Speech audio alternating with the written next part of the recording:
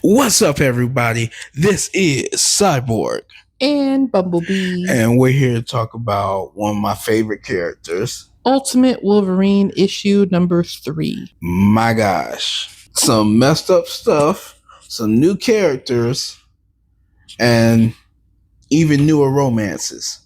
So this issue starts out with Gambit and Kitty Pryde meeting up with someone and picking them up as they are trying, this person is joining the opposition. Yes. And it turns out that this person is Black Widow, aka Natalia Romanova, which is what, or at least that's what the book says. But Natasha Romanoff. I was gonna say I can't call her no Natalia Romanova or Ravioli or whatever. She is Natasha Romanoff. Yes.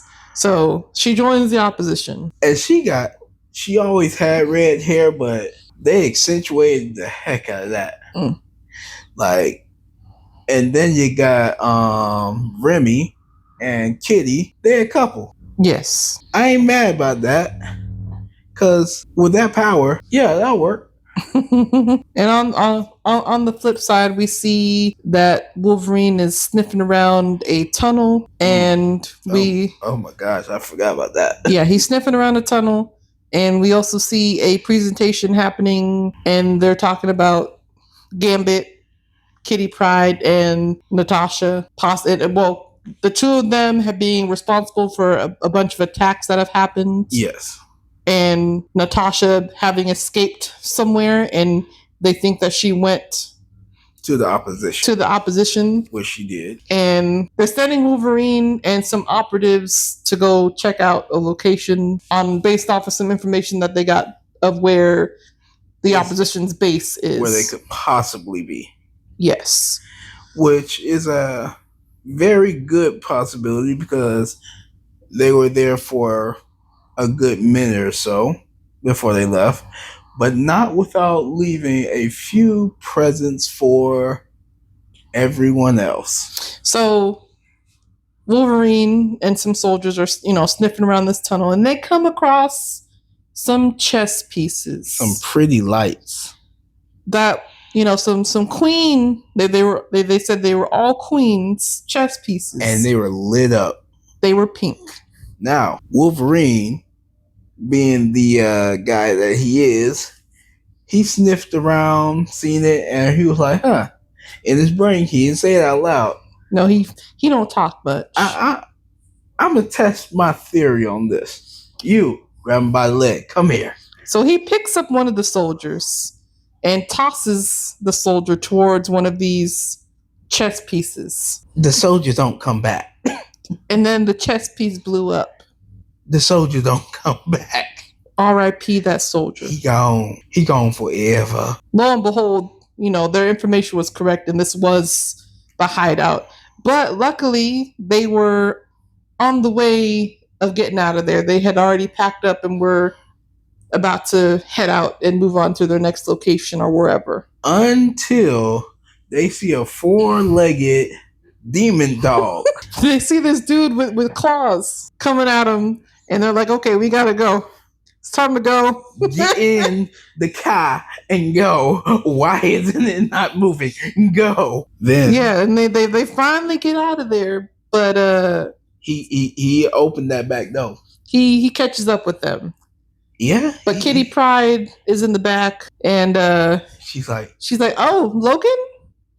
Why don't you remember me? And then Kitty Pryde, with her powers, reaches into Logan's mind, and we see some memories on the page. Yeah. Now, I don't know if he, now all of a sudden remembers everything, or if maybe this is like opening the gate to him remembering everything. I'm not sure. We'll have to see.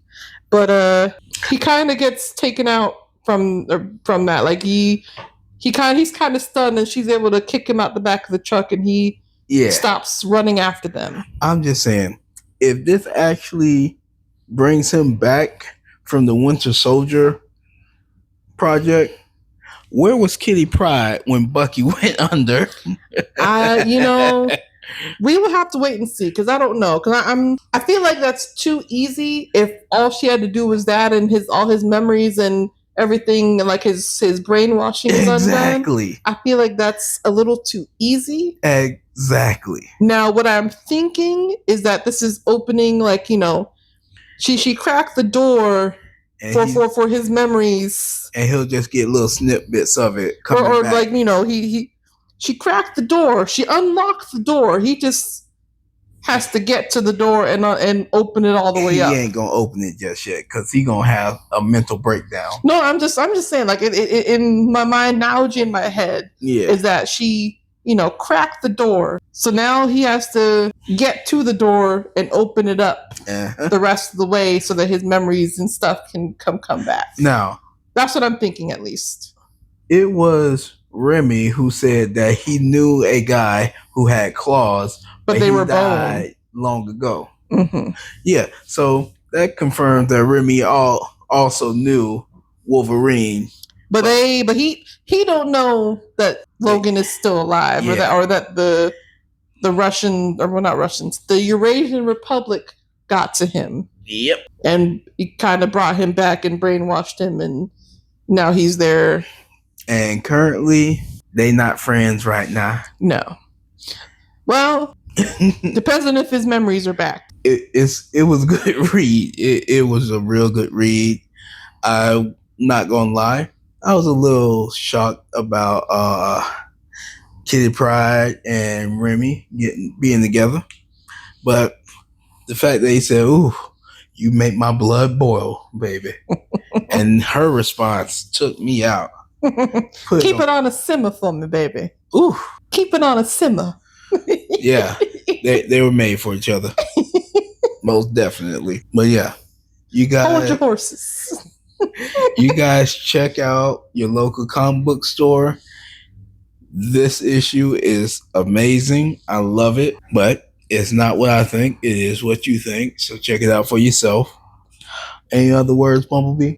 All right. Check if you don't have a comic book shop, or if you prefer to do digital, check out the Marvel Unlimited app and get your comics there. Yeah, guys. So you have a wonderful day, afternoon, and evening, and we'll catch you later. Peace.